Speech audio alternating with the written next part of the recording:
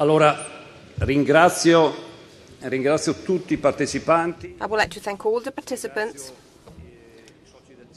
I would like to thank the members of the consortium, but also all the attendees. This year, we have organized this important event in Milan.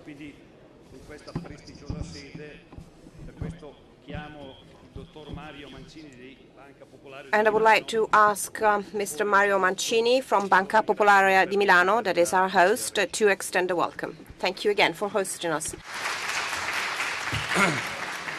Buongiorno a tutti. Good morning. My name is Mario Mancini. I'm responsible for the agri-food sector on behalf of BPM. Well, it's me who have to thank you for being here, because we've had the chance to have a look at the presentations or the interventions of the past 2 days. And I just wanted to extend a welcome to you all. But if I may, I hope that this appointment can be organized always here. Milan is an important center, as you know. We talk about agriculture. There is farming, there is agriculture in Milan, if it might sound weird. So I hope this can become a fixed appointment every year, because having an exchange of views with people like you is very important for us, because it makes us be richer, because staying in the office, well, you don't learn that much. Well, whereas spending time with people that work on the field, you learn a lot because you get advice from them. We are a bank that has been established recently. As you know, it is the outcome of the merger between Banca Popolare and Banca Popolare di Milano. Well, these two banks have in their DNA a special attention to the agri-food sector. We're very much linked to that. So I won't talk at length, because I've seen that there are distinguished speakers today. So to all of you, I would like to extend a warm welcome, but a warmer welcome, if I may, to President Piero Gattoni. We've known each other for many years, so my congratulations go to him and to all of you, of course. Thank you very much for coming, and I wish you a fruitful 2 days.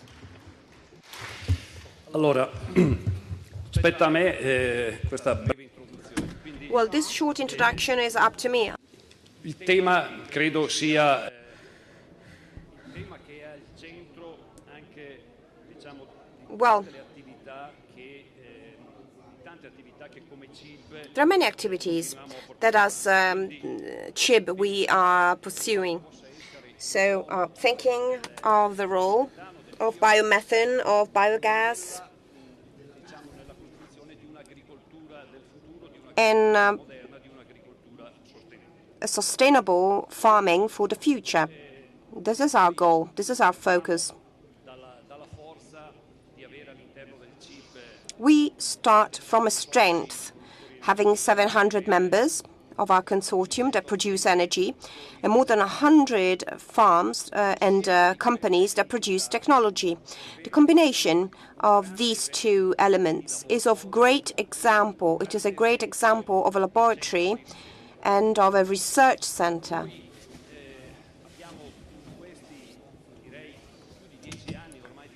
Over the past 10 years, because we opened the first plants back in 2008 with dedicated tariffs. So now it's been more than 10 years now, and over the past 10 years, we have contributed to transform farming. We have managed resources, but I think that we have managed these resources very well. So we are proud to say that the role of biogas, that the role of energy producers, that the role of businesses that produce technology over the past 10 years has been a very significant role. But we are still at the beginning of our journey. We have gone through a first introductory phase of this application to farming. Now we have to think about the future. We have to build the future.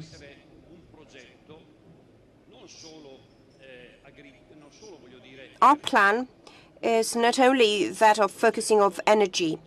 We want to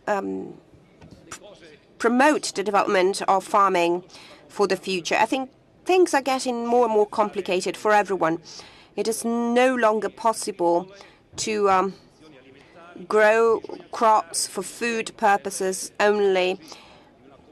We have to come to terms with a number of problems and complexities, and the role of biogas can be key because through that you can produce energy, you can produce fertilizers, and of course, as I was saying earlier, we can contribute to our common goal, the goal we have all set, so making farming sustainable.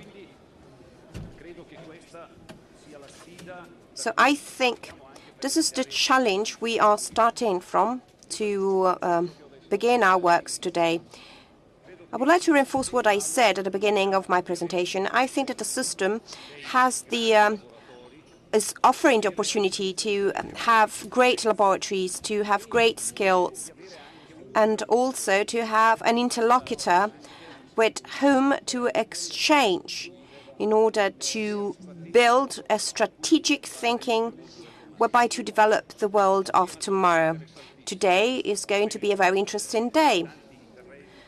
Many speakers, many distinguished speakers are going to take the floor, and we're going to end this day with the two presidents of Confagricoltura and Coldiretti and the Minister for Agriculture, Centinao.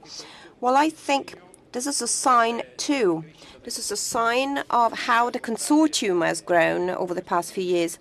So bring in here the major representatives of a potential development vision for the future. What we're going to ask to our participants is going to be precisely this.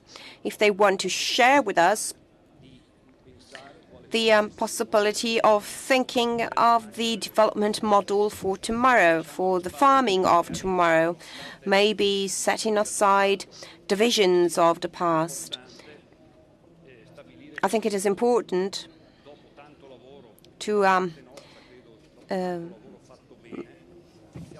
say that after many years of work, well done, we have convinced almost everyone about the value of our presence here.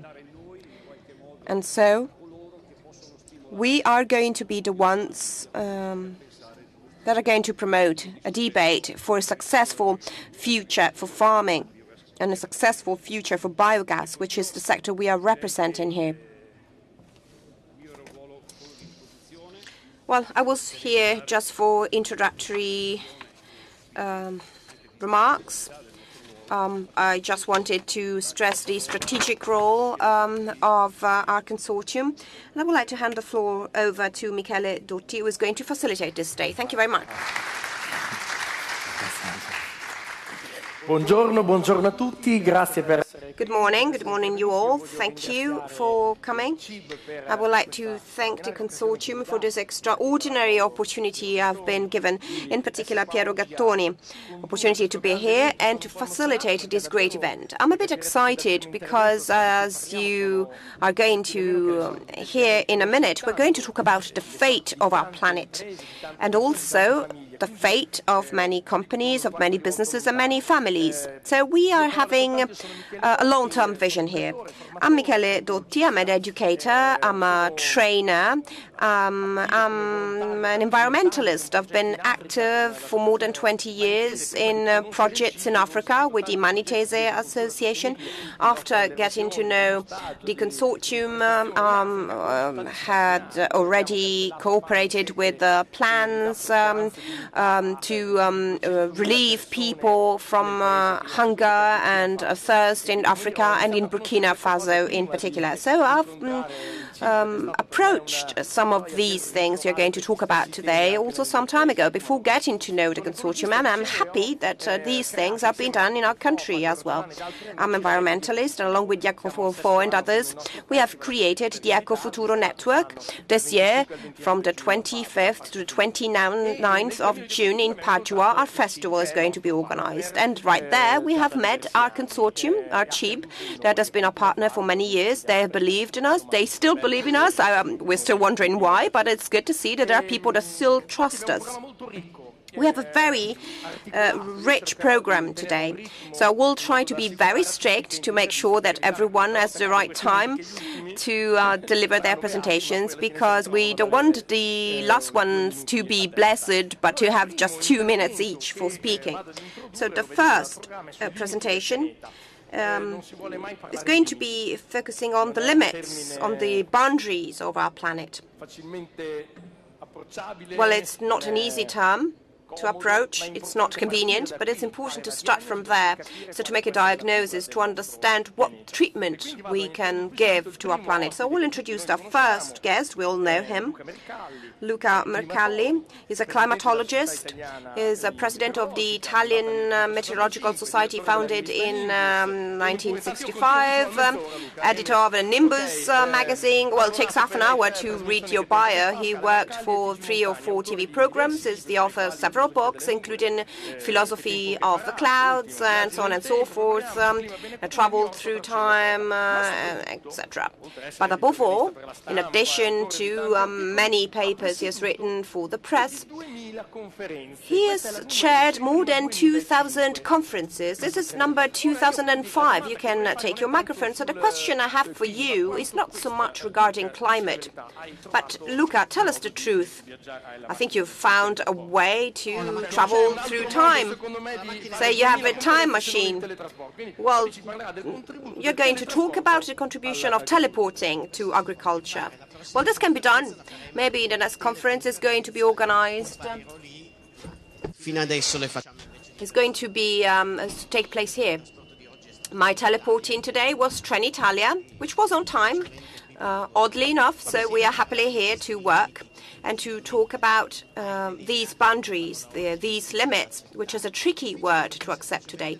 Tricky because over the past 50 to 60 years, we have given too much of importance to a no-limit world. You see that there are SUVs that, of course, can climb up steep hills in the snow. There are supermen that have all sorts of performances, physical, erotic performances, and we believe this is reality, but it's not true. That's only fiction. The problem is that we believe in that, or at least we believe in those expectations. Well, the world is full of limits, limits that come from physics. Physics gave us these limits 13.7 billion years ago, when the laws of the universe have been promulgated. So the Earth was created 4.7 billion years ago. And we have 200,000 years. So we are the smallest of the litter. And just like that, we are too childish. And sometimes in what we do when we are supposed to be adults.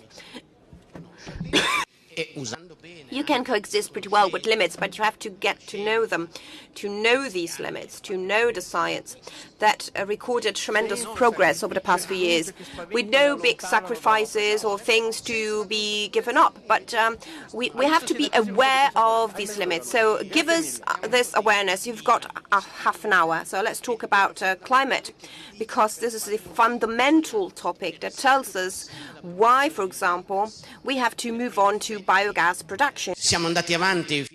So up until a few years ago, we used oil, coal and gas, and therefore why should we not continue along these lines? Well, my task consists in trying to give you reasons based on climate change and on the environmental crisis to move to different fuels. So the first problem is that beyond climate change, we are in a situation of excessive exploitation of our planet precisely because we have exceeded the physical limits of productivity of the biosphere and ability to dispose of waste by our planet. Up until the 19th century, there were 1 billion people with industrial revolution. We developed further, moving to 7.7 human beings, which is what we are at the moment. So it's evident that everybody has a right to eat, have a house, have energy at their disposal, being able to purchase goods. And this requires resources and extraction of resources from the mines of the planet, physical mineral mines, but also forests. The sea is also a mine for fishes. And if we overfish, they become depleted. If we cut down tropical forests, they are gone. They are the result of processes that took tens of thousands of years to develop. And sometimes we destroy them in a few days. Another problem is the accumulation of waste. There is a type of waste that did not exist before, and so it's not biodegradable. Think of plastics. It's a recent discovery. It accumulates in the environment, and you know that the oceans are filled with plastics. Fishes eat them, and the result is that in 1970, humanity abandoned environmental sustainability, so we started using more material than nature could produce every year.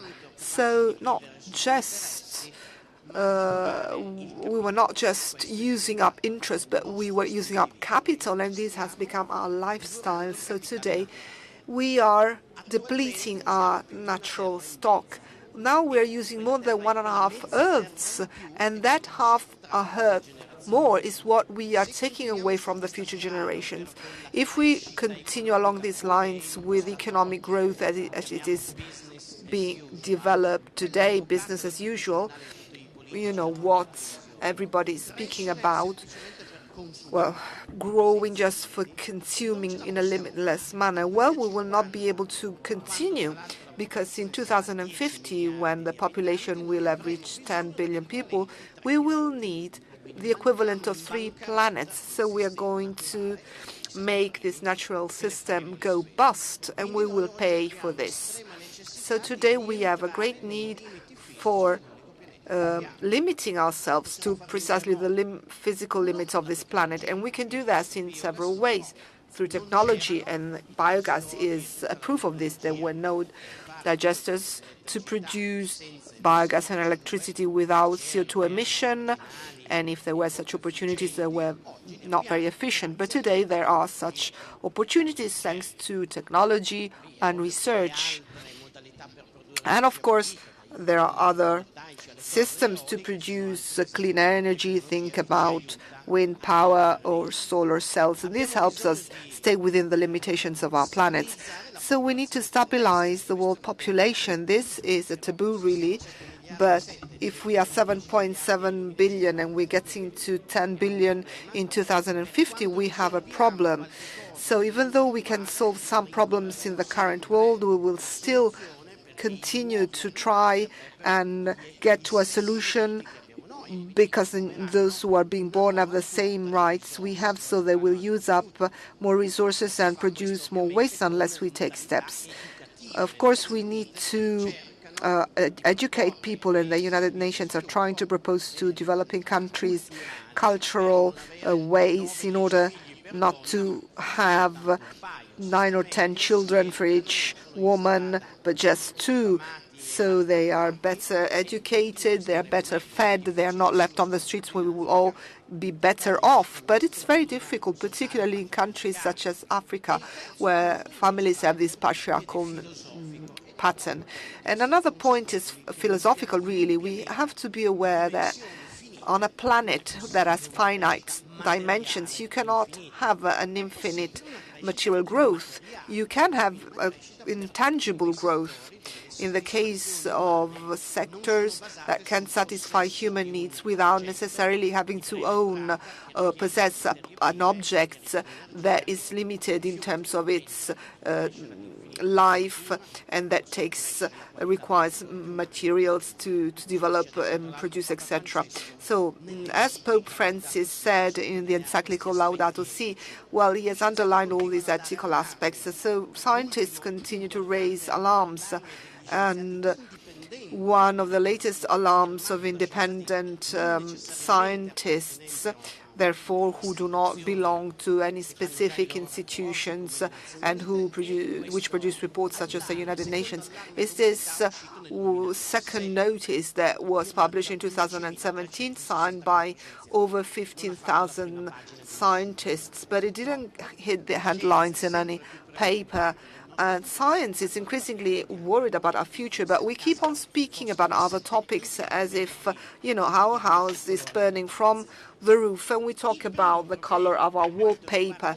The first problem in terms of climate is the increase of CO2 produced by the burning of fossil fuels. So it's not CO2 per se that causes problem, but it is the CO2 that we have released by extracting coal, oil from the earth, some fuels that had been sealed in the ground for millions of years, and they did not participate in the carbon cycle.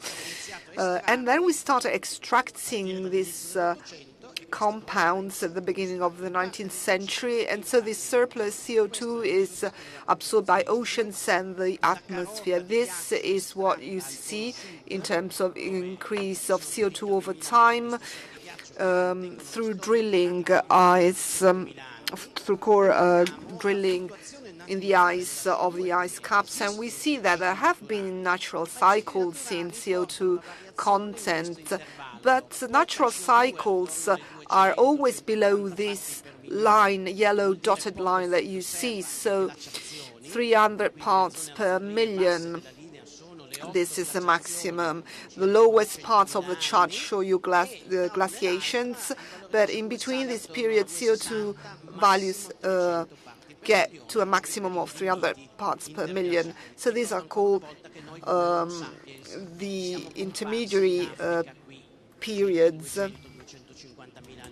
And we appeared in Africa around 350 years ago, and we experienced some ice ages, whereas these are interglacial periods. So, from an evolutionary standpoint, we managed to survive ice ages, but we're not prepared to survive in a world that is warming up, because over just 150 years we brought CO2 levels over to fossil fuels to exceed 400 parts per million, which is an unheard of thing during the Earth's history. Then, of course, if you go back to 50 million years ago, of course, it was even higher than that, but there were no human beings around. So the world did not look as it looks today. Even continents were not where they are now. There were different animals. So we need to consider that we have imbalanced totally the chemical composition of the atmosphere. And because CO2 is a greenhouse effect gas, together with methane, not burnt methane. So make sure you seal well all the joints in your digester, because every molecule that escapes from pipes has a warming up power which is 20-25 higher than a molecule of CO2. There is little methane, fortunately, whereas there is a lot of CO2 in the atmosphere. Anyway, this is the effect of the 400 parts per million, and it is 1 more degree Celsius in the Earth's atmosphere since 850. So the red bars is what the situation is now, also included today, in the sense that we're in February, but we are 2 degrees above average temperatures. And so this is the 10th warmest February in this area, in this geographical area over the past years. So you see that this curve is moving up, and the warmest years have been the recent two.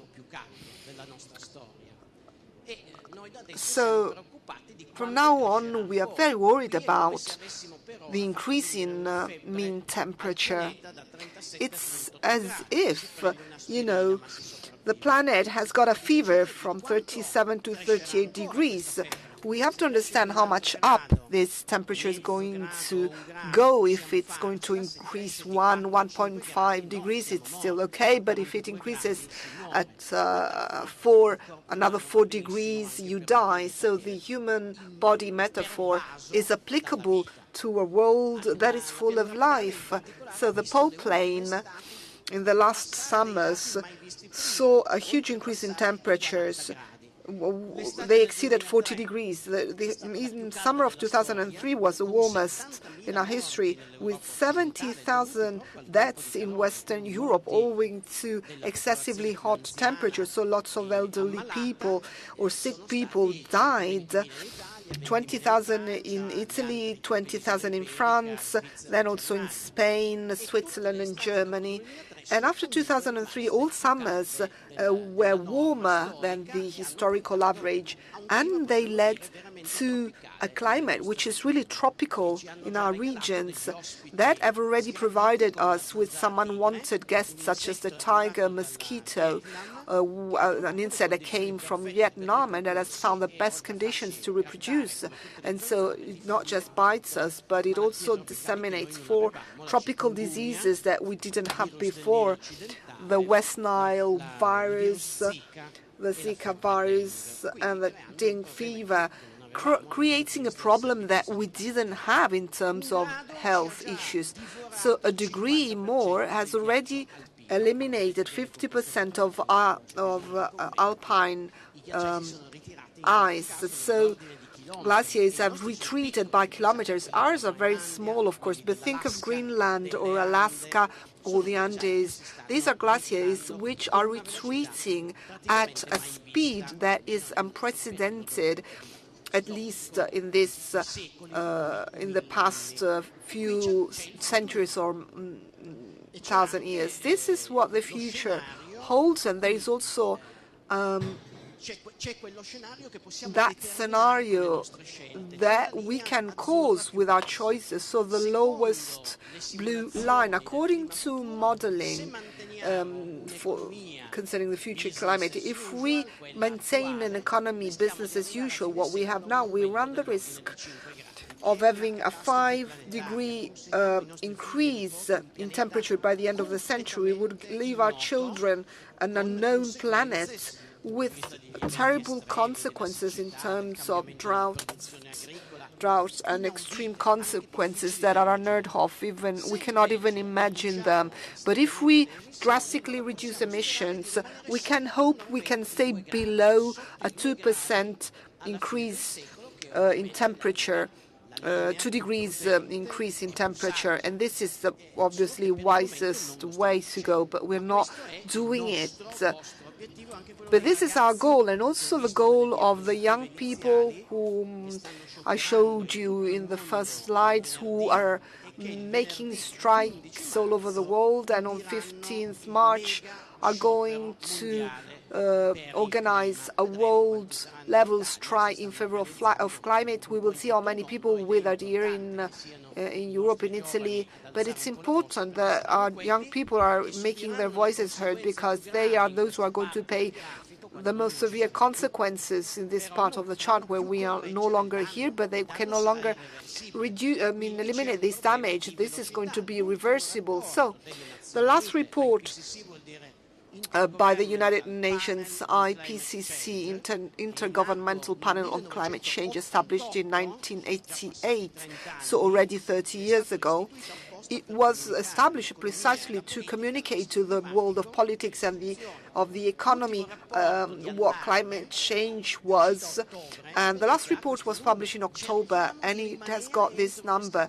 It says, let us stay within a global warming of 1.5 degrees. We have already had a 1 degree increase. There is just 0.5 degree that we have, so we should not exceed a fever of 38.5. The highest the fever, the highest the damage. But the thing is, we have to move fast because the current warming up rate would allow us to reach 1.5 degree in 2040, which is too soon. We should try to have a longer time, at least until 2100. Only if we decarbonize rapidly the world economy can we reduce the slope of this curve, of this line, and bring it to 1.5 degrees by the end of the century. It's a really difficult challenge. They are telling us in this report with very, heavy words. In the report, they're saying we need unprecedented efforts in human history. So these words are really worrying. Do you think that we are making an unprecedented effort? Well, we read every day, news that are totally relevant concerning what our future is, whereas important topics never appear in the political debate, in information, in what you talk about over your coffee. We look at a wallpaper while the roof of our house is burning and we should call the fire brigade.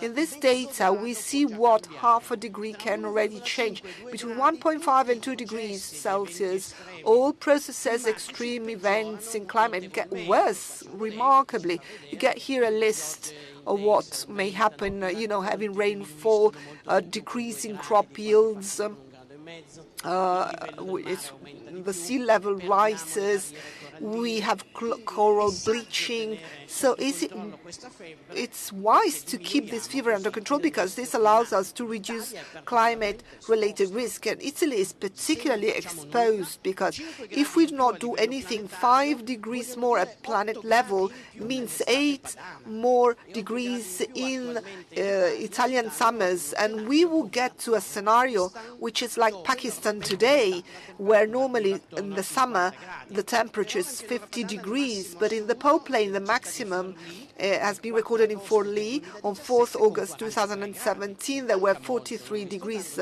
I'm not talking about, figures that are so far-fetched, because between 43 and 50 there are just 7 degrees in terms of difference. So over the next few years, the frequency of these terribly hot summer is going to increase. We have also a lot of humidity in the Po Plain that makes these conditions particularly terrible to suffer, and they're also risky for human life and for those who work in the fields. Think about farming, what happens when you are on a field during the summer. And if we got drought then associated to these temperatures, of course, we may end up with the desertification of our fertile and productive Po Plain. The sea level will rise because of temperature and because the ice caps and glaciers would melt. And the contribution of Greenland has the effect of increasing the sea level by over 3 millimeters. They've already risen by 20 centimeters over the past 100 years. We already have a problem. So we might get 1 meter more in sea level at the end of the century. But if we contain this increase within 1.5 degrees, it would still be 50 centimeters, and it's a damage anyway. And this is, caused by the fact that nobody is taking steps. We have known these problems since the 1970s, and they had already been pointed at the end of the 19th century by a chemistry Nobel Prize. He was said that if you use coal, you're going to warm the planet up. So we have to be careful about what happens at the level of climate, because there are some processes that can amplify and accelerate climate change. One of them is represented by permafrost, so the amount of organic material which that is stored in soil which is frozen for most of the year, Siberia and Canada. If summer temperatures increase, says permafrost melts organic matter ferments, producing methane, and methane goes directly into the atmosphere, and therefore it warms the temperature up 20-25 times more than CO2. So feedback can destabilize the Earth's climate, bringing it into a greenhouse effect valley, which is very dangerous. So this is something that the Earth has known, and I've shown you this in the previous charts. You see here the Earth, it's as if it was rolling over a ridge. So it can fall into this sort of valley, or it can be put back on track.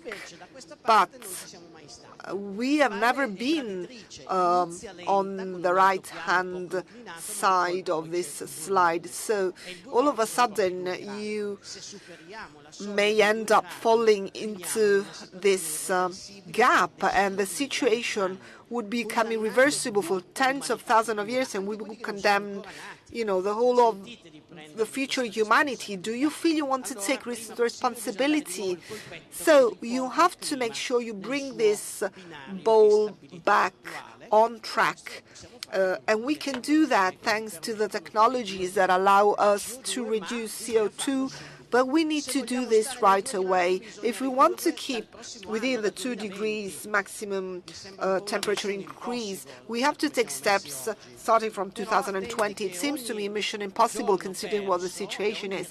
But every day we lose, every time we lose time, we are going to get into a situation whereby we can never reach our goal. If we start reducing CO2 by 2030, there is no way we can limit this damage to 2 degrees. We will get to the next step, which is 3 degrees, with a huge increase in the intensity of extreme events and their frequency. So if we want to achieve this 2-degree goal, the whole world has to take steps in order to reduce CO2 emissions in all sectors. And while we are getting prepared for extreme events, which we are going to get anyway because of the 2 degrees, and so they're going to happen anyway. So we have to make cities more resilient against flooding, against rising sea levels, against heat waves, which is more evident in urban areas. A city like Milan has got 3 or 4 degrees more than you get in the countryside during the summer months. And the recipe, and I'm going to move on to my conclusions, to give the floor to the next speakers in order to show you what your role can be in the field of carbon sequestration, is burn less fossil fuels and therefore continue promoting renewables, so solar cells, biogas, wind power, hydroelectric power, and the new forms of energy which are still being developed. So we will also draw some energy from tides, from waves. But let us not forget that because it is more difficult to extract renewables from the environment, they are intermittent, at least some. This is not the case with biogas, and this is excellent in terms of providing stability. But at the same time, we have to improve energy efficiency. We waste too much. So in our homes and in our firms, we have to reduce energy waste. So the biogas can do a lot because it associates the production of energy without fossil CO2s to the increase in organic matter in soils, which is a way to store CO2, which we get from photosynthesis, and it stays in the soil, increasing fertility with a lot of benefits in farming. And it is also a form of renewable energy, just as hydroelectric energy is. And this can be also planned out.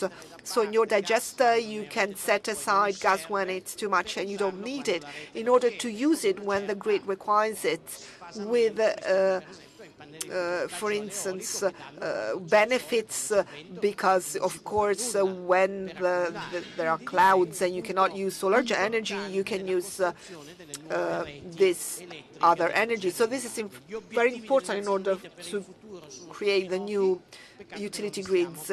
So we know the UN objectives set out in Agenda 2030, the 17 goals. However, we are not implementing it. Remember that only 11 years are left before 2030. Objective 13 has to do with climate action, clean energy, clean water. So there are all these objectives that have to be reached. So the Secretary General of the United Nations is always calling upon the world to pay attention to these problems, but nobody's listening to him. Antonio Guterres is a Portuguese engineer. He knows what he's talking about. Look at what he says. Climate change is the defining issue of our time. Climate change is moving faster than we are. If we do not change course by 2020, do you remember the curve I showed you? As of next year, with the entry in force of the Paris Agreement, which is very slow and is very bureaucratic, and is not producing very incisive results, we run the risk of losing the opportunity of averting runaway climate change with disastrous consequences for people and all the natural systems that sustain us. So 2 lines to tell everything that we need to know about our future. So we need to speed up the transition to a greener future. So biogas and other renewable energy sources, the fight against waste. These are the technological goals for the future, but the main thing is that we don't have much time. We cannot waste any more time like an ostrich. We cannot, keep on acting like this. We need to act now. This is what an activist said. She's from Finland. When the report by the United Nations concerning the 1.5-degree increase, she said that, all you need to know about this report is this: act now, idiots. And then Greta Thunberg in Sweden came up. The Scandinavian countries are the most sensitive to climate change, and she is bringing all our young people to react. So I will conclude showing you these 2 titles, books that you can read if you want. So this was Diagnosis, which does not look so good, but let us try to come up with a good treatment. And if we cannot fully heal our planet Earth from fever, which cannot be done anymore because no prevention was carried out in the past few years, let us try at least to reduce damage and to give our children and grandchildren a future which is at least acceptable. I'm not saying beautiful or easy, but at least acceptable. Thank you very much, Luca, for your contribution. And it's not easy at all. It's like being punched in the stomach, really. And I realize that it is understandable that the reaction to this type of analysis is just rejection. You just want to turn around and, think of something else. It's so terrible and disheartening that you think, well, nothing can be done. At least, the years I've got left to live, I will just have fun. That feeling that, there is nothing you can do. But on the contrary, what we're trying to do today, and it's not just us and today and here, is to take action with courage, not just turn around. If you've got a fever, the stupidest thing you can do is throw away your thermometer, and because this allows you to understand that there's a problem. And we have to take stock of that. But on the other hand, you cannot just take paracetamol. You need to understand what the cause is. And the IPCC report shows us that not even growth of the renewables will be enough. So we need not just to reduce, but even bring back CO2 inside the soil, so store CO2. And today we are going to look at a video which is extraordinary by a professor, Ratan Lal, who is a guru for the CIB. We should all kneel when we say his name, because he inspired the whole activities of the CIB. So he's a professor of the Ohio State University, Soil Sciences. He directs a center. He was awarded Peace Nobel Prize.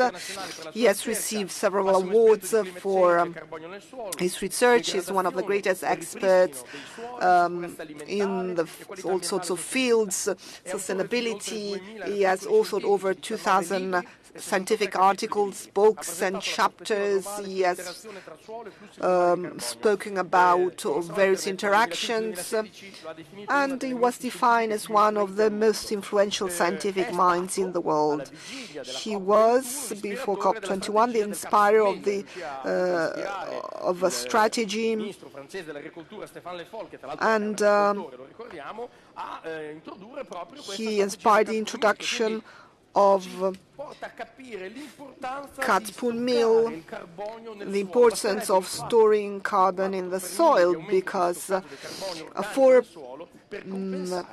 per thousand increase of storage would compensate for CO2 growth in the atmosphere. So the most effective strategy that we have here today from a technological standpoint is precisely this, in order to fight against that catastrophe that was announced.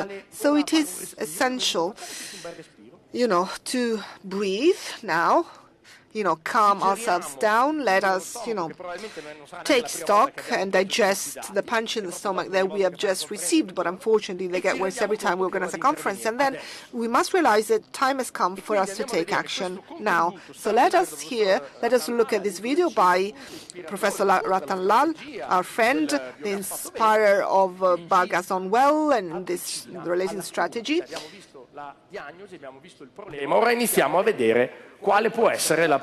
And let us look at what a possible solution may be. I'd like to thank Giulia Sarzana and Biogas Italy for inviting me to make a presentation at the Conference on Climate Change with specific reference to the theme of soil carbon sequestration and food security. I appreciate the opportunity to talk to you on this important topic. The global issues of the 21st century include population of 7.8 billion and increasing at the rate of 1.14%, or 7.25 million. We have to stop the video. We have to stop the video for a minute. Video that interpreters don't see, actually. To less than 0.07 hectare for 30 countries by 2025. Soil degradation already affecting 2 billion hectare and increasing at the rate of 5 to 10 million hectare per year. A renewable freshwater supply of less than 1,000 cubic meter per 30 countries and increasing to 58 countries or 4 billion people affected by water scarcity by 2050.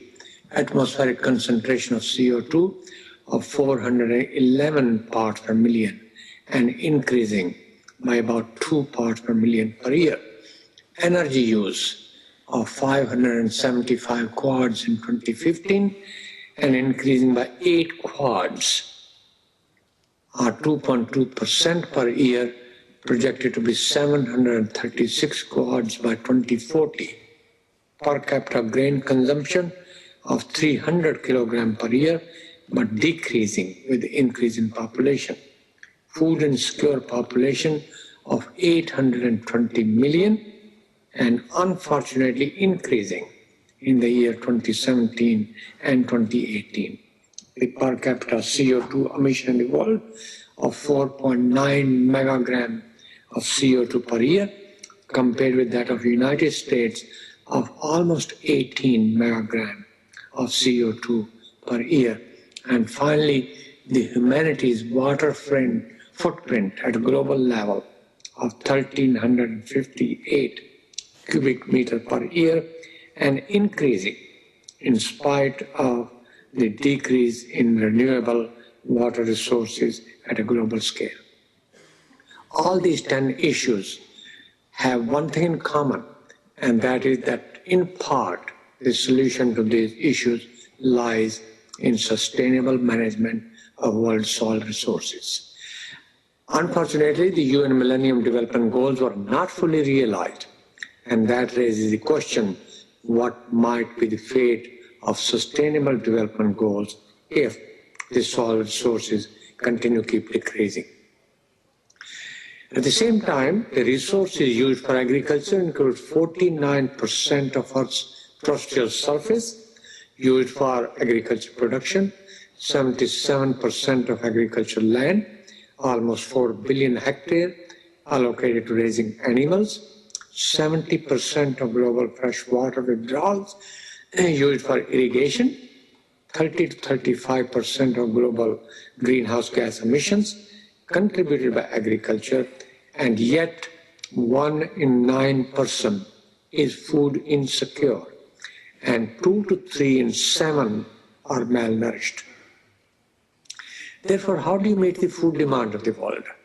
And the world produces enough food to feed already 10 billion people. Thus, the food and nutritional security at a global scale must be achieved by reducing waste, which is about 30 to 50%, increasing access to food by addressing poverty, inequality, wars, and political instability, improving distribution of food, increasing use of plant-based diet, such as pulses, legumes, and maybe artificial hamburgers, including other sources of protein, and accepting personal responsibility of not taking food and natural resources for granted, while increasing productivity from existing lands, restoring degraded lands, enhancing biological nitrogen fixation by legumes, and converting some agricultural land back to nature for nature conservancy without any new conversion of natural land to agro-ecosystem through eco-sustainable intensification and restoration of soil health. Sustainable intensification and restoration of soil health are the key strategies, but making sure that no additional appropriation of land and water to agriculture. Therefore, this eco-intensification, what does it mean? It implies the strategy to produce more food from less land, from less water consumption, from less input of fertilizers and pesticides, from less use of energy, and specifically from less emission of greenhouse gases per unit production. Producing more from less, that's the goal. Reducing the use of inputs and using CNPK, the strategy of increasing carbon in soil along with the inputs of NPK, rather than simply increasing the use of NPK or chemical fertilizers. The idea of C means increasing inputs of carbon into the soil with the goal of creating a positive carbon budget. Therefore, the gains of carbon into the soil by practices such as biochar, compost, cover crop, root biomass crop residues must always exceed the site-specific losses by erosion, leaching, and decomposition. This would lead to carbon sequestration in soil compared with the situation where the inputs of carbon is less than the losses, and that is unfortunately the case in most developing countries, especially in sub-Saharan Africa and South Asia and elsewhere in the Caribbean and Central America, where the carbon stock in soils are continuously decreasing. If we increase the carbon stock by 1 ton of carbon per hectare, all other factors remain the same, the crop yield of corn can be increased by 100 to 300 kilogram per hectare, soybean by 20 to 50, wheat by 20 to 70, rice 10 to 50, sorghum 80 to 150, millet 30 to 70, and beans, pulses, grain legumes by 30 to 60. In total, increasing carbon stock in cropland soils of the world can increase production of 30 to 50 million tons of food grain just in developing countries alone. Increasing by 5 or 10 megagram of carbon on arable land per hectare basis can have a drastic impact not only on the total production but also the nutritional quality of the food produced. The no-till farming or conservation agriculture, here example from West Africa of my own experiment since 1971. This practice needs to be adopted throughout the developing countries, especially in sub-Saharan Africa and South Asia. Here is an example. If the crop residues are removed for traditional biofuel, such as burning for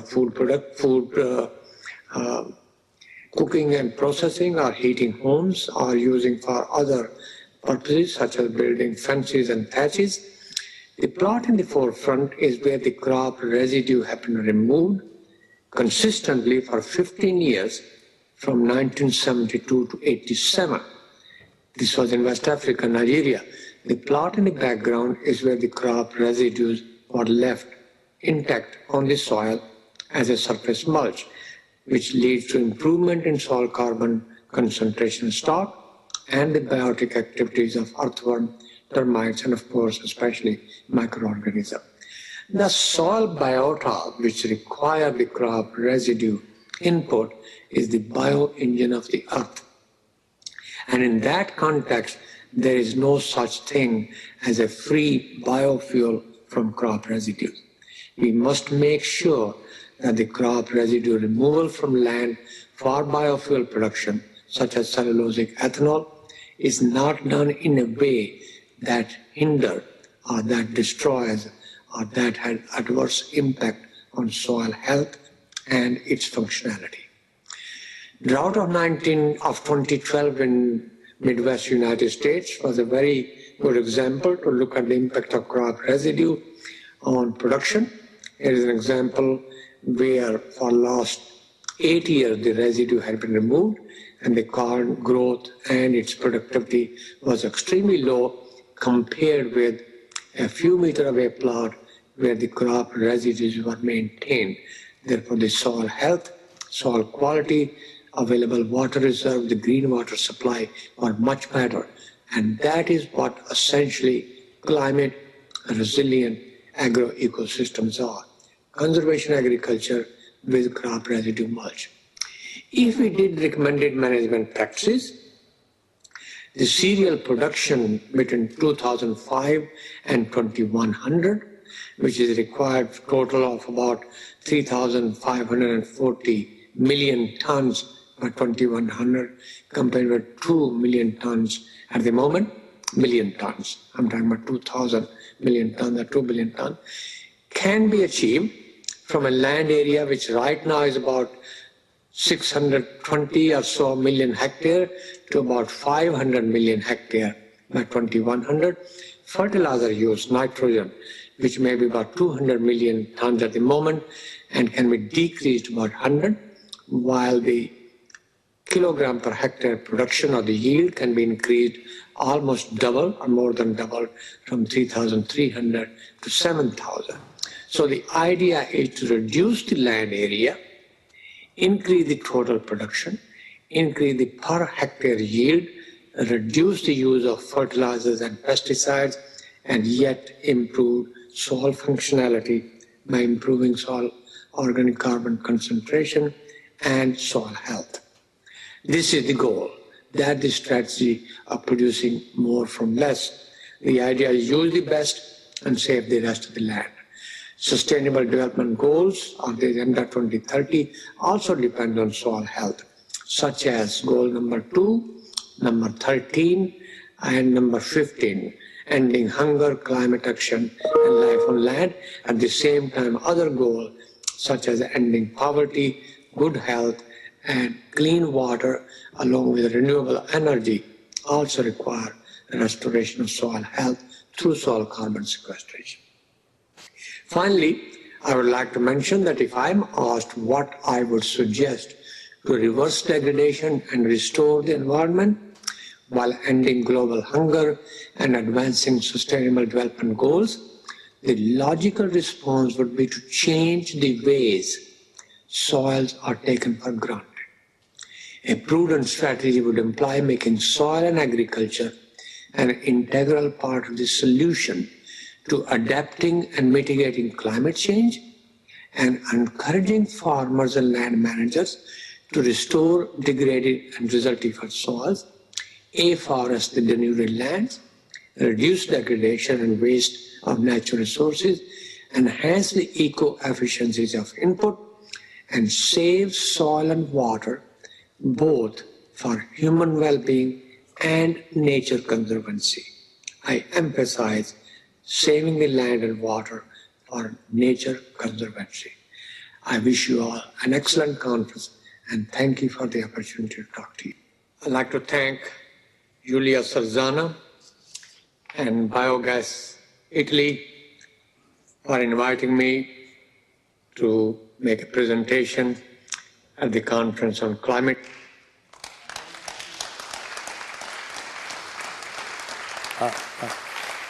Ok.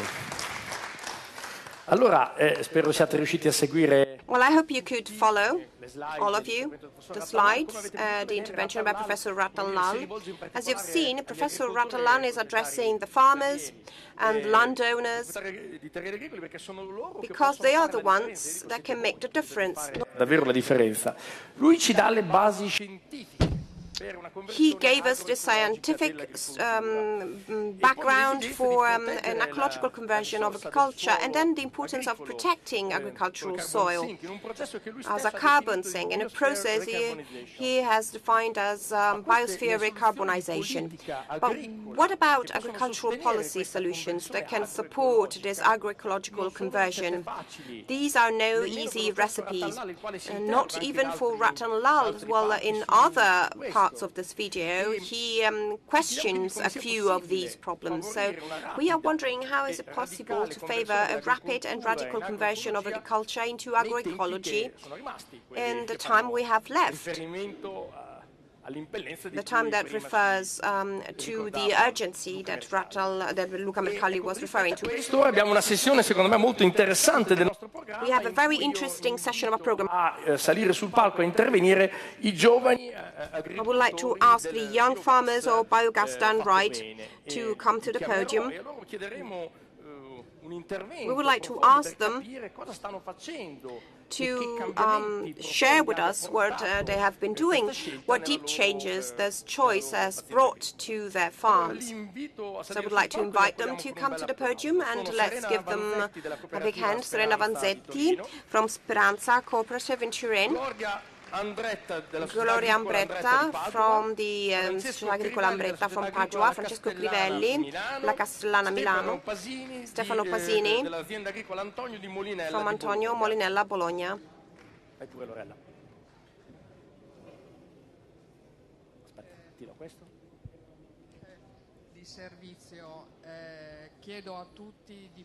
I would like to ask everyone to speak slowly so that the interpreters can have an easier life.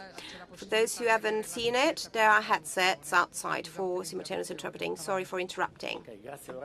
Thank you, Lorella.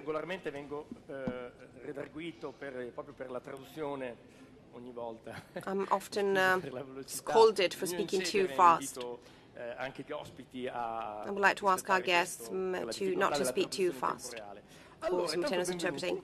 First of all, welcome and congratulations. I read your bios, really interesting. So you have an anaerobic digester in your farm. Well, the strategy is that to combine agroecology and bioenergy. So you have set this process in motion. We call it Biogas Done Right, with a number of benefits on several levels. Well, in terms of cash flow, because we have capital to invest. Well, many people might believe you have gone on holiday to the Maldives, but you have reinvested in innovation, really. So it's interesting to see how this choice has made it possible ma non solo, ecco, ci sono vari benefici, ecco. To quindi io vorrei chiedervi contribute to this synergy. So please tell us about your farm. 2 minutes each, if you can. Let's talk about what you do rather than what you have done in terms of innovation. Then we're going to talk about that. So the strategy of biogas done right implies a number of options. It's not said that everyone can do everything from the start, but it's a journey. So let's start from that. Let's start from telling us about your farms. So Serena, I don't know if you want to get started. Tell us about the experience of your cooperative. Good morning. First of all, I would like to thank Chib for giving me the opportunity to represent the Cooperativa Speranza today, which is a cooperative that was founded in 1974 for the production of meat from cattle raised in our farm. We have 1,000 hectares, 80% for double crops.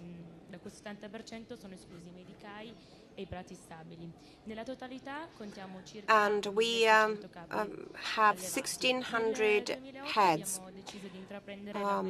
In 2008, we decided to launch a first anaerobic digester. And since we loved this adventure and we believe very much in the system, in 2010, we have built the second digester. You can talk about that in a minute. Let's try to understand what your farms do. And then we will see how you have innovated and what benefits you have brought. So the effort is to translate theory that Ratalan talked about scientifically into practice. So it's good to see young people that have embarked on this journey with great courage. So, Gloria, tell us about your farm. What do you do? Good morning. So our farm was established in 1971. Well, my father was a cattle breeder from Tombolo.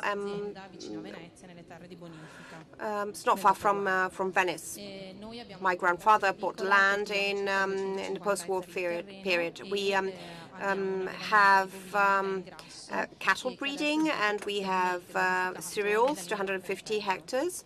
We have calves and cows, and we also have a composting plant. So we were actually disposing of green waste from public green areas, from neighboring towns and municipalities. For Francesco, tell us about what you do. Good morning. I'm Francesco Crivelli. I represent Castellana. It's a farm that was established by my grandparents. We have swine breeding, 2 biogas plants and photovoltaic plants. We grow crops on 1,000 hectares, more or less, and that's it. And we use the heat from biogas to heat up the stables. Thank you, Francesco. Stefano, what do you do in Molinella with your farm? Good morning, I'm Stefano Pasini. I'm a member of this farm with my brother and my father. In 2009, we decided to open a biogas plant, and in 2012 we opened a second one. We also have a milk cow breeding farm, and we started opening a dryer for drying digestate, and we also produce manure. So we have a clearer picture of what you do. So how has your business changed when you started with biogas done right? So diversification of food crops, integration of biogas, investments in precision farming, mini tillage and new technology, development of organic fertilization, and sustainable intensification of crop rotation with double crops and leguminous crops. So this is the menu. What are you going to choose from that? What have you done already and what are you planning on doing? So let's start from here again, from you. So what are the first steps that you have taken amongst all these that I have mentioned? So after building 2 biogas plants, we cooperated with CAPAC, which is a cooperative dealing with drying cereals, and so we can use waste, and this is an added value. Moreover, we had very important cooperation with the institute, with the Cancer Institute, Breast Cancer Institute, and we provide heating, which means 1 million fuel of fossil origin that is not used, 11 tons of CO2 that have not been emitted into the atmosphere. That's a big saving for them. So you haven't turned a blind eye on this question. What have you been doing? You're not keeping a low profile. You're definitely not. We have a PV plants on the stables. After reclaiming asbestos from the roots, and for the future we are planning of building a new plant for the production of biomethane for transportation.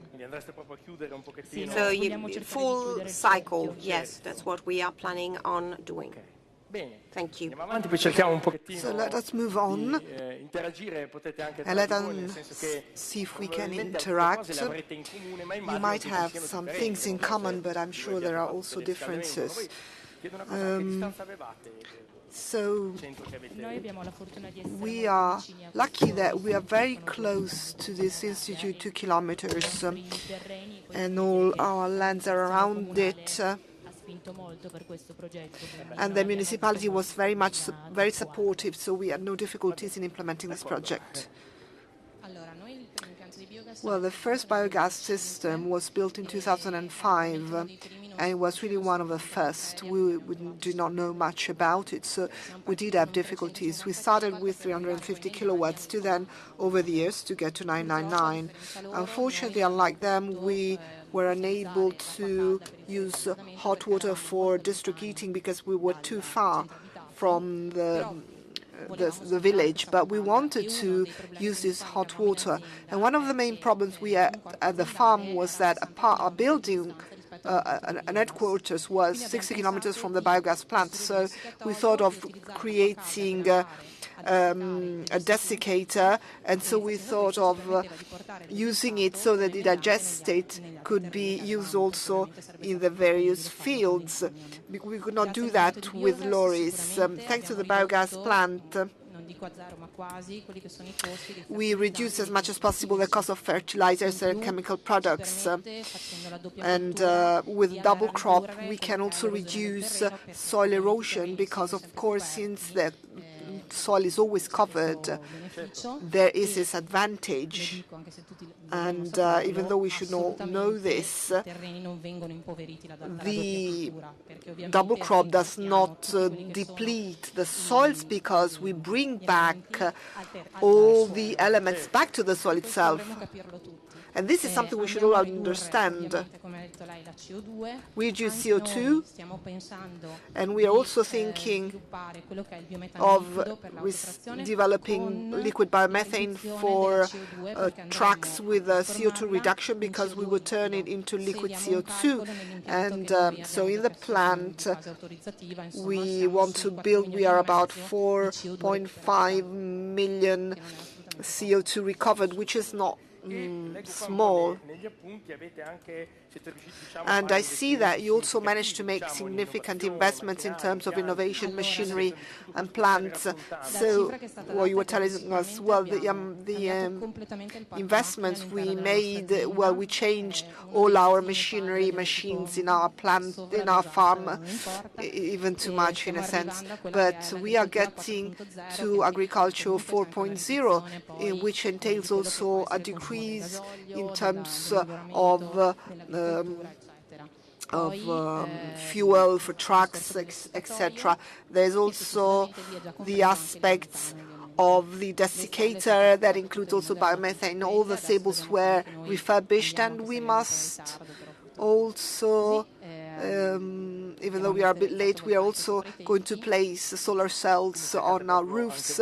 So you too are trying to act on a long-run basis. Yes, we're talking about a 10 million euro investment. So, well, you didn't go on holiday to the Maldives, that's sure. Well, no, but we have bought a bigger, engine to move about the farm. But anyway, as far as biomethane is concerned, what I hope I can bring home is to, and I'm working on it, is that to close this cycle. And we have been working with municipal companies, particularly with the municipality of Venice, because we would like our liquid methane to be used by the vessels in Venice, the ferries. It would be nice also to do that in Padua. You can come and speak to us, but in that city it would be really great to be able to reduce the carbon footprint, because some people don't realize that even on cruises and ferries, the amounts of exhaust waste gases, the amount is really, great, and people sometimes don't realize that. So let us move on. Francesco, tell us what you did in your farm. So what were the first steps? Well, with the biogas, ours was one of the first to start. So we started with 1 megawatt in 2007, 2008, and then a second system was built 2 years later. And after we built these biogas plants was to enhance the digestate as much as possible, because this is seen in our farm as a great resource. So investments that we made were made not to waste this product, which for us is the digestate. So we have a tank to distribute the digestate, and then we have some connections with this other tank.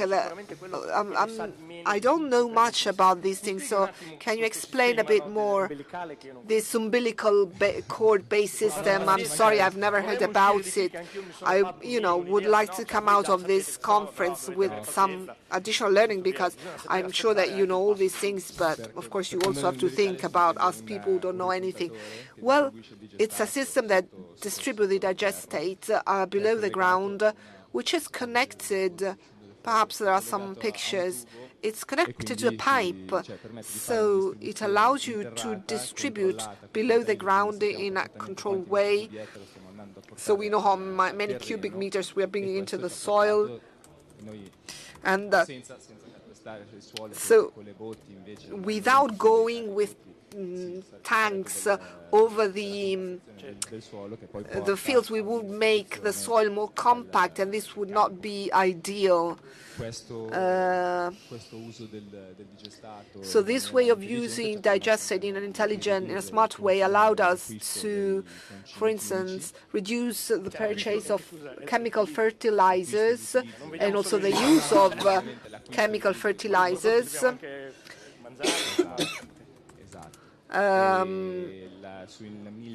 And we farm 1,000 hectares, and we have some 400 hectares that we where we have double crops. We have this biomethane challenge. We are going to start next year. We're going to launch this new project. We are very, we have great hopes for biomethane, and we want to rise up to this challenge very willingly. Well, many people were optimistic in this sense. This is one of the main challenges and also a big opportunity. I always want to speak about the environment as an opportunity.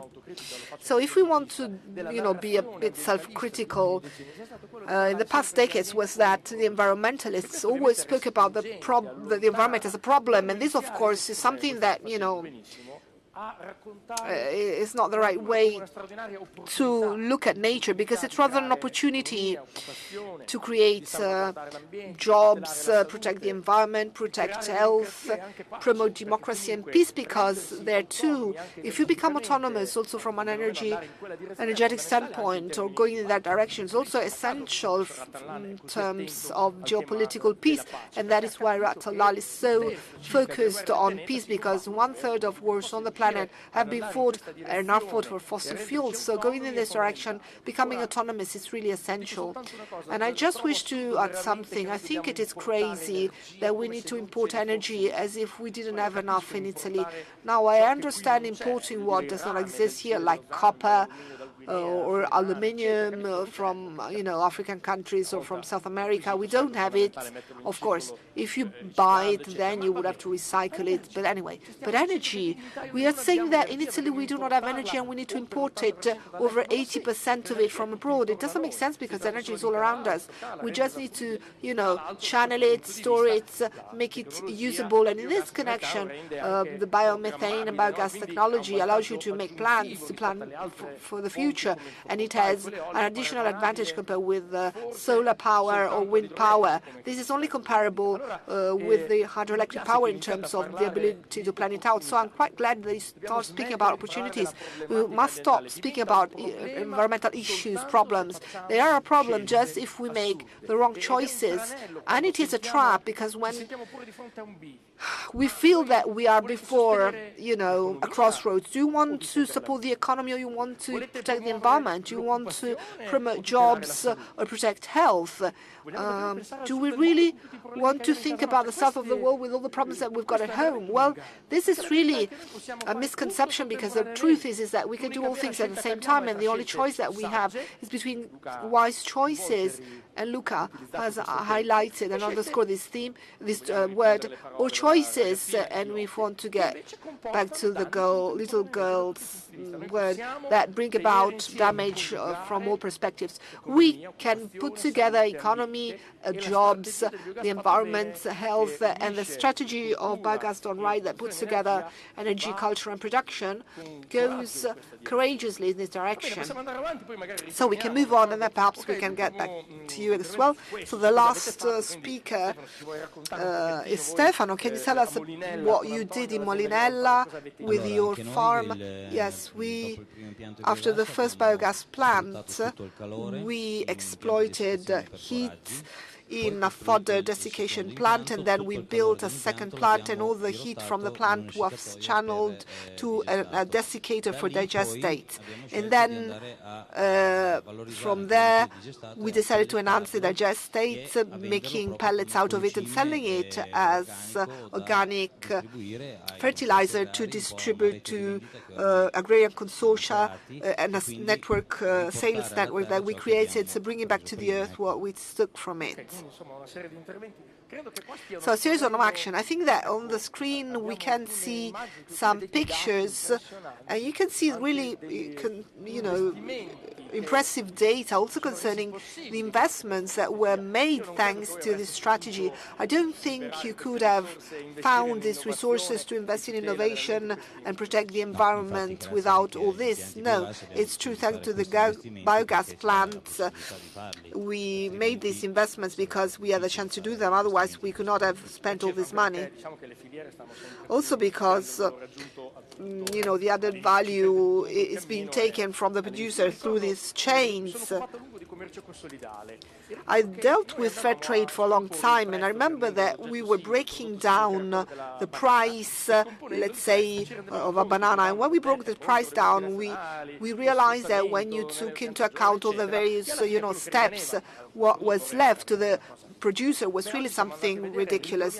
And we have looked, now we see that the same percentages are mirrored also by production in our own country. So when on our tables we get an apple from Chile or from northern Italy, and if you don't want to lower prices and reduce rights, this strategy is essential. I'm really sorry when I see fruit that is not collected also close to where I live, because the collecting these fruit would be too expensive. So it's a real waste. It's a folly to see all this fruit going rotten. Throughout history, there was always the opposite problem. We never left produce rot. So on the one hand, you've got people who are starving, and on the other, you do not collect fruit because the market does not allow you to do that. So if we were to analyze this strategy just from an energy standpoint, we will not really focus on what is important. I'm glad that the agriculture minister is here. And the CIB and myself, we really want to focus on this, because giving the chance of not wasting what is a heritage of our agricultural sector is important. I will make an example. Is that of silk. Silk represented almost 30% of Italian exports, 30% up until some 80 years ago. So do you realize how much that was? And it disappeared for two main reasons, Mr. Zonta was telling me. First of all, the environmental issue related to pollution, because this type of industry is very sensitive, and so silkworm is very sensitive, and because of Chinese competition. So don't we want to make sure that other industrial chains are lost? Do we want to make sure that they're not lost, other industrial chains, in order to protect our farming, not just climate, but also production chains? Otherwise, we end up not being competitive compared with international markets. And I am thinking about the strikes and battles of the Sardinian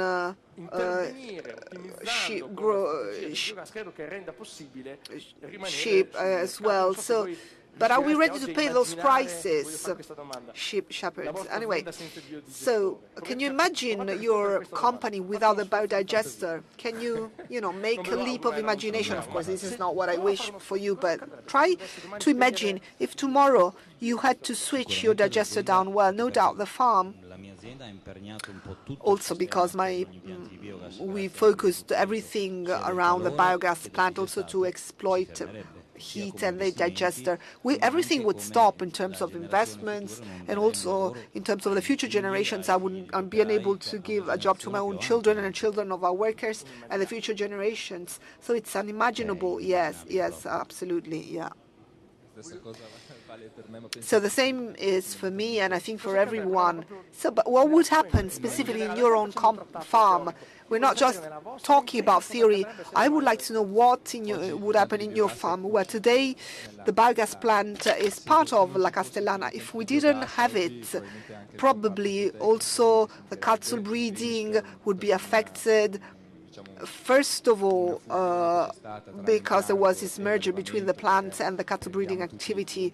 So we take all the effluents, then they are treated in the biogas plant, and then they are brought back to the farmland. But then we recover heat from the biogas plant that has become a resource for cattle breeding, because we managed to save in financial terms and also in terms of emissions, because we eliminated fossil fuel-based boilers. So without it, I can't even imagine what my farm would be. Also because when I arrived in it, when the plant was being built. So, but I could not even imagine it without it. No, not even with a leap of the imagination. No, that would be impossible. So let us do that in your case. Well, I'm not telling you what would happen. I'm telling you what would have happened. Well, if I speak about my own company, the plant was created in 2005, and 2 years before, my father, from his brother, had bought half of the farm with a big, financial investment. And I remember when at the time we created the biogas plant, I told my father, "Are you crazy? Another investment? We can't even pay the other one, and you're thinking of making another?" And he told me, "Well, you may not have understood. Without the biogas plant, we're not going anywhere." And there I was thinking, when I was young, a kid, I was 12 or 13, I liked making invoices. And I remember that we sold meat at 3,800 lira, 4,200 lira. Now we sell it at 2 euros, 2 euros and 20. So it's unthinkable because raw material has increased, manpower has increased, taxes have increased. It cannot be faced. It's true.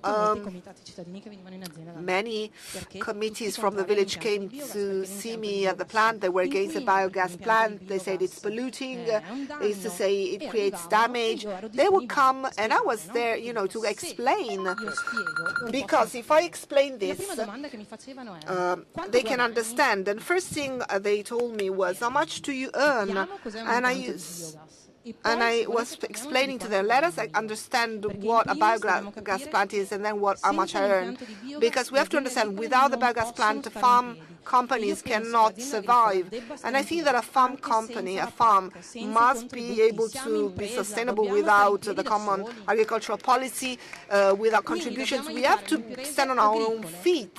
We have to be autonomous. We must help farms to make investments in order to be able to continue in the future by themselves, stand on their own feet. This is the first thing. Then,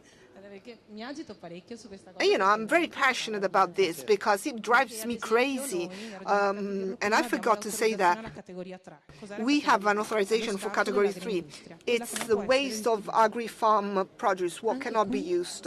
Well, here too, it seems as though we are there polluting. Well, allow me to say, my father taught me something. Perhaps I think he loves the soil, the earth more than he loves me, and now I understand him. So if we realize that we love the earth, our farmers love it, we would never take things away from our land. It's like our children. With these plants, we want to pamper the soil, the land. That is what we want to do. And we can also do that with the food industry by using their waste so that it does not become pollution, but it becomes a resource within our plants. Well, listening to you, you spoke about your love for lands and nature, and I have a question. I'm an educator. How can you love something that you do not know and that you never go to?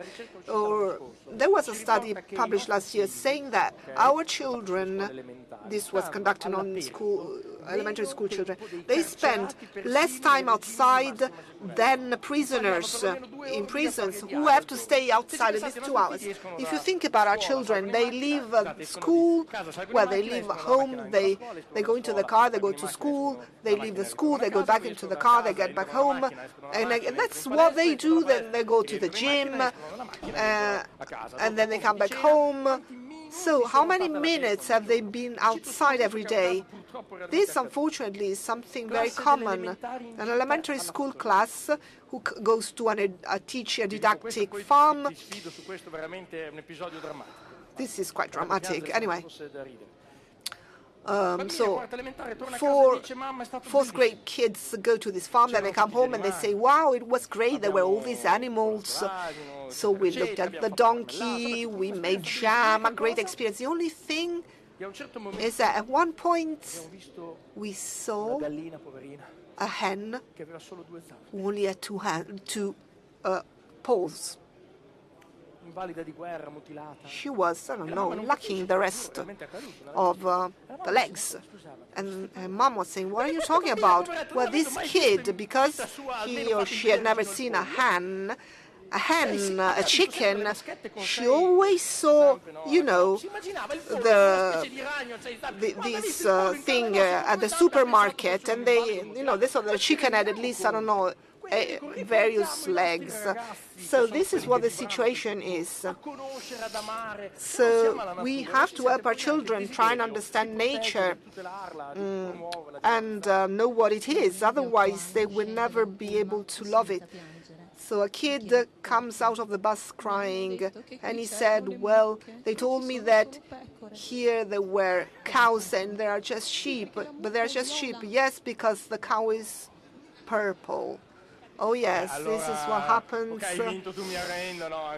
Okay, well, I give up. I mean, this is even worse than the chicken with, I don't know, 8 legs. Yes, what about this question? What would have happened, or what would happen, or what would have happened if you had not set up your plant, or you have to close it, if you had to close it down tomorrow? Well, I think that biogas was a great opportunity for us farmers. And I want to underscore this aspect because this is, we have to invest in our future. We have a task, all citizens have it, but we farmers particularly have it, and we are custodians, protectors of the environment. We have to enhance it, and we have to use it, of course, but we have to enhance it and protect it. And I think that biogas granted us this opportunity as well, using, not just using it, but creating a cycle whereby what is taken from the land is given back to it with a surplus, which is the digestate. Because it allows you not to use fertilizers, as we were saying, and in addition, this allows you to increase organic matter in the soil. That is a very important task, in other words, retaining water. So this means that if the soil retains more water, you need less water to irrigate, which is one of the main reasons why we farmers are attacked and why we are criticized and why people are so doubtful about what we do in our farms. And we were very lucky as well because the administration was always in favor of our plants, biogas plants, and in favor of our projects, and therefore we every year decided to host junior high school students for them to visit our plants and the farm, because if out of 20 children I manage even just to convince 3 to undertake this profession, or that we do is respectful for the environment and it's actually something beneficial to the environment, and that we are doing something for the community, well, then I think I'm already a winner, because these 3 young boys and girls will speak with somebody else and they will convince somebody else as well. I personally am very much convinced that we should share our work, and we do use a lot the social networks, perhaps because we are, you know, young in this cooperative. But I'm a very strong supporter of the social networks to explain what we do, how we raise cattle and animals, how we make district heating, and all the things that we do. We have some 500 students coming to visit us every year, coming from all over Europe, and it's very exciting to speak with them, particularly when you know, they are young, your age, and they do not know your world, and you explain it to them and they really appreciate it. So for us, this is very, very important. And biogas also gave us this opportunity, in other words, the ability to share with society what we do with the citizens. And personally, our village has got 6,000 inhabitants. We produce biogas, and all the people who are in the village, they come and get digestate free of charge to use it in their plots of land, because then the grandfather tells his grandchild, you know, I went to the farm, and then they come back with their grandchildren. This this is something that happens as well, but this is an added value, particularly for this reason, I think. So what you're saying, I think it's essential, because we need to recreate our relationship with the environment and a sense of trust. So why the first question is how much you earn? Because there is this climate of mistrust, and we can understand why, whereby everybody, you know, do whatever they do is to gain something financially, when nobody does anything, you know, for the others, just for the sake of it, for the benefit. And we need to reestablish a sense of trust. So the grandfather comes together, Georgia said, it's great, you know, the school children, it's great. So instead of having committees coming to question what you're doing, you got the opposite. I have to say that the junior high students, when they come to visit us, they come on foot. We've got a cycle path that connects us to the center of the village, so they walk 5 kilometers back and forth, but they do this very willingly. And I think that this is something I would like to underscore, because it is something that I'm particularly fond of. It's very important for us to have a connection with society, because we must make people understand that we have got goals in order to protect the environment and not to destroy it, as unfortunately some people believe. A last question, 30 seconds. So if you had to put a message in a bottle or well to be dug underground in this case, so what would you like to write in this message? So he's going to have to answer first. What would you say in this message? So we are always used to looking at our own feet, in the sense that we do not look to the future. My grandfather was a farmer, told my father, remember, Silvano, if everybody is planting peaches, you know, you remove them, and if they are doing the opposite, if they are removing them, you plant them. So it's a courage of going against the mainstream, you know, not taking shortcuts, not being myopic. So if you had to place a message in this bottle, that is going to be opened in, I don't know, 100 years or 20 years time, I don't know, look into the future, what would you write in it? This is a tough question. Well, I would write, we did our best. Yeah. Yes, that's a good message. Well, try to think, if we get back to the analysis that Macaulay was illustrating, if everybody could write this in a bottle, you know, what would happen to the chart, Luca, if everybody could write, you know, truthfully this message and place it in a bottle? Then we would, you know, sleep a bit more soundly, because we would feel safer. Well, good question, tough. You can copy from, you know, your neighbor, as we used to do in school. I didn't want to, you know, ask an excessively difficult question. Yeah, I would write something about the environment. I don't know. Through our farm, we tried to do our best in order to protect the environment. So it's similar to what he said. Yes, no, it's true. This is what we want to do, what we want to focus on. Well, yes, it's this feeling of everything being possible that brings us not to do anything. You become, you know, resigned. But if you know, promote hope is essential. That is what allows you to, you know, make commitments. If you think that, you know, it's too late and you cannot do anything to change things, you will just try and live the rest of your life in the best possible manner. But if you then think that you can do something, then it's another story. Well, I would write something like, if you want, you can, and by acting together, you can achieve better results. Well, this is, yes, a slogan we could adopt. I would write that everybody can play their parts, and that if you go alone, you go further, but if you go together, it is much better. So thank you very much, and let us thank our young people from Biogas done right, because together they give us hope for the future, and also they give us hope for the present time. I giovani sono il nostro futuro, io, come dire, da una parte lo capisco, dall'altra parte però... So I understand the difficulties, but we cannot continue to say that our children are the future as if to say, well, you know, your time will come, so don't bother us and let us do what we need to do now. No, this is not what we mean. Young people are also our present, they're not just our future. So let us conclude this rich morning with a video that was sent to us by Vanya Gava, Undersecretary at the Ministry of the Environment for Protection of the Environment and the Sea. And I think that a video is already on the screen. Let us look at it together. And this will conclude our morning session. And then we are going to get back at 2:15 after lunch to begin again with the afternoon session. Thank you. Good morning. I will start with a short message in thanking President Gattoni that invited me today. And unfortunately for the previous engagements, I won't be able to attend in person.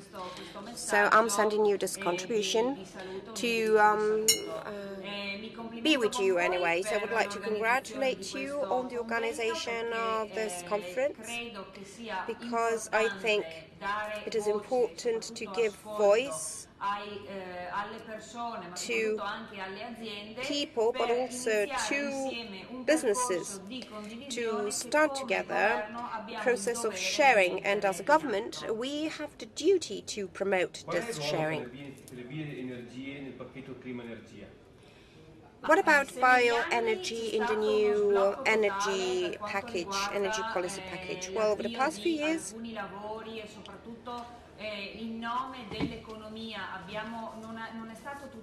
we haven't protected the environment enough to the benefit of the economy. Well, actually, the environment was damaged, but we don't want this to happen today. Of course, environmental protection is very important, but this must not go to the detriment of the economy. That is a third solution that we could pursue. So, to make sure that the economy and the environment go hand in hand by working together, by sharing concepts and ideas, also in the light of the search for new technology that has been developed over the past few years. So, why can't we work together? Why can't we exploit the green energy, so to speak, and to develop a sector that could contribute to environmental protection and solve environmental problems? Biogas and biomethane are not bioenergy like any other, because they increase competitiveness and sustainability of the farms in addition to eco-compatibility. What are the policies supporting this new sector? Well, I think that the economy, the environment, and the farming sectors can cooperate to find a synergy with respect to the energy future of our country. There are resources in agriculture that can be transformed into energy, and this is a task that must be taken seriously into consideration and promoted. I'm saying this because it is important to give support to farming, and farming over the past few years has been suffering, so we have to benefit from double crops, for example, or crops that have been damaged by adverse weather conditions, and transform that crops into bioenergy, something that should be definitely promoted. You will always find me in agreement with this, and I'm available with the colleagues from the Ministry of Agriculture and the Ministry for Economic Development to contribute to finding a solution to this problem. It is a claim that is made by the agricultural world, but can be truly exploited for energy purposes and to provide clean energy. Well, the whole sector is very thankful because you have been contributing to the promotion of biomethane, in particular the conversion of plants from biogas to biomethane. Well, yes, I've been cooperating with farmers, with the major trade associations from the farming world, and I've recently